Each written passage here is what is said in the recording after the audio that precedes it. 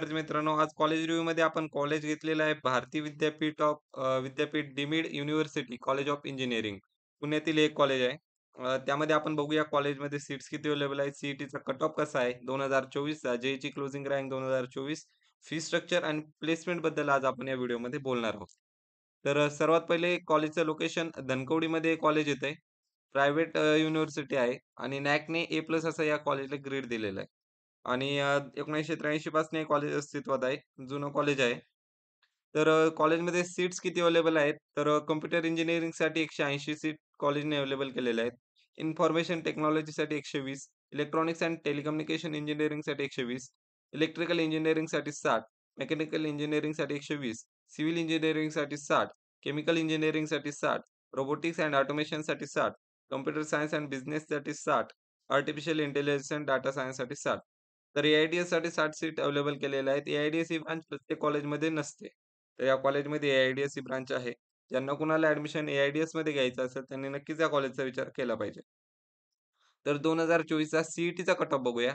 Computer इंजिनिअरिंगसाठी 94.80 round 1 चा cut off, 94.20 round 2 चा cut off आणि 93.50 राउंड 3 चा कट ऑफ. तर इन्फॉर्मेशन टेक्नॉलॉजी या ब्रांचसाठी 93.70 राउंड 1 चा कट ऑफ होता, 93.10 राउंड 2 चा, तर 92.30 राउंड 3 चा असा कट ऑफ लागलेला होता. ए-आय-डी-एस या ब्रांचसाठी 92.50 राउंड 1 साठी, 91.80 राउंड 2 साठी आणि 91 राउंड 3 साठी असा कट ऑफ आहे.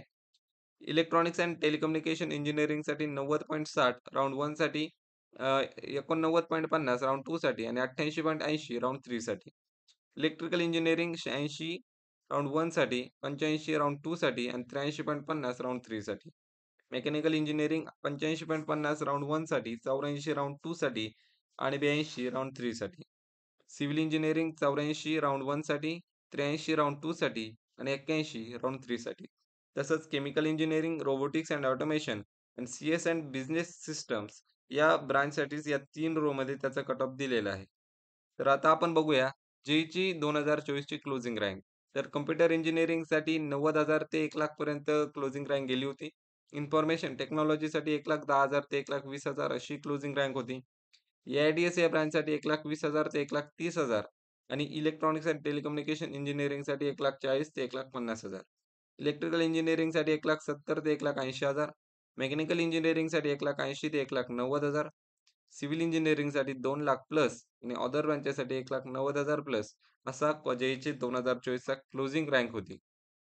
फी स्ट्रक्चरबद्दल बोलायचं म्हटलं तर बी-टेकसाठी 1.25 ते 1.75 लाख अशी फीज आहे आणि प्लेसमेंट रेट याबद्दल बोलायचं झालं, तर आता प्लेसमेंट रेट या कॉलेजचा 80% highest package 34 lakh per annum international कंपनीजने दिलेलं आहे. ॲव्हरेज पॅकेज 5 ते 6.5 लाख या कॉलेजमध्ये मिळून जातं. टॉप रिक्रुटर्समध्ये TCS, Infosys, Cognizant, Capgemini, Tech Mahindra, IBM, L and T Infotech, Byju's, Amazon, KPIT, Zensar. म्हणजे त्या कॉलेजमध्ये प्रत्येक प्रकारच्या कंपनीज येतात.